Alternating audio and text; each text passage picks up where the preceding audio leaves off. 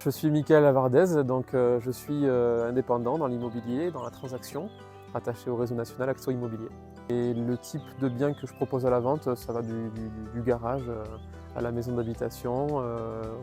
J'apprécie particulièrement de travailler sur des produits comme celui qu'on voit ici, donc les granges foraines aménagées ou à rénover.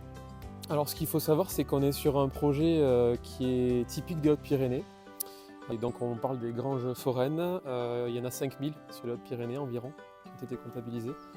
Donc il y a la notion de rareté. Donc pour définir un prix de vente, finalement, c'est délicat, puisqu'on est sur un projet qui est complètement atypique, qui est déconnecté des réalités aussi immobilières données sur un terrain, quoi. Donc l'idée, c'était d'arriver à définir justement ce que le marché était prêt à proposer pour cette acquisition-là. Si j'avais eu à donner, moi, une estimation pour cette grange, sans parler de Winimo, on aurait été, je pense, dans les environs de 220 à 230 000 euros. L'enchère est montée à 259 000 euros. Elle a largement dépassé les attentes des vendeurs. Je considère Winimo comme un baromètre aussi du marché, qui permet de déterminer justement le prix des choses telles qu'elles sont à établir. Pour ce projet de vente, il y a eu donc des visites à prévoir forcément.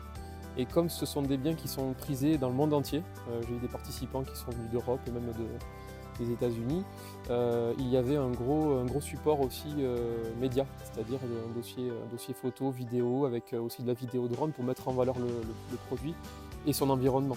De mémoire, on avait une dizaine de participants à cette enchère.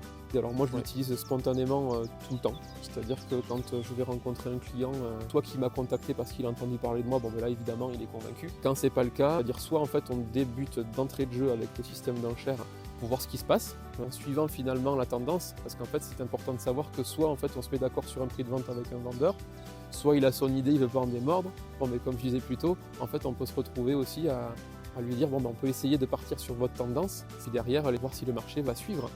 Donc si ça fonctionne, tant mieux. Et si ça ne fonctionne pas, ben, c'est rien de grave, puisqu'au final on a juste interrogé le marché.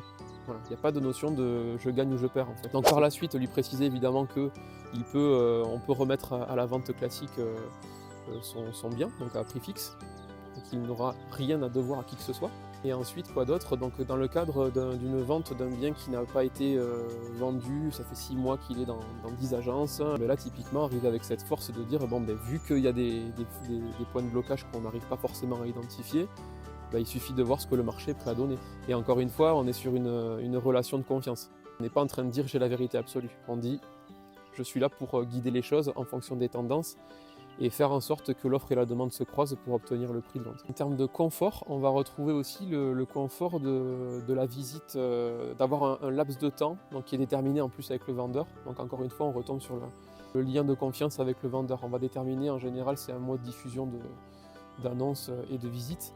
Et donc on a totalement la main sur les créneaux de visite à mettre en place. Donc on peut rythmer les choses en fait. À l'issue du mois passé, il y aura une journée pendant laquelle les enchères vont débuter et se terminer. Donc ça permet d'apporter du confort à tout le monde, autant au vendeur qu'à l'acheteur. En tout cas, il a le temps de bien poser les choses. Et ce qui veut dire que s'il a bien posé les choses, il est d'une part qualifié, donc sur la partie financement, et d'autre part, il est vraiment sûr à 100% de vouloir se positionner. On n'a pas un acquéreur qui est, entre guillemets, l'aspect versatile, on l'oublie un petit peu. Il y a un mois de passé qui permettent justement de laisser décanter les choses et de ne pas prendre une décision sur un coup d'émotionnel ou qu'on regrette après et qu'il y ait une rétractation. Donc ça c'est fondamental aussi de se dire que l'acheteur, quand il est en train de participer à l'enchère, il est vraiment sûr à 100% de vouloir aller au bout aussi.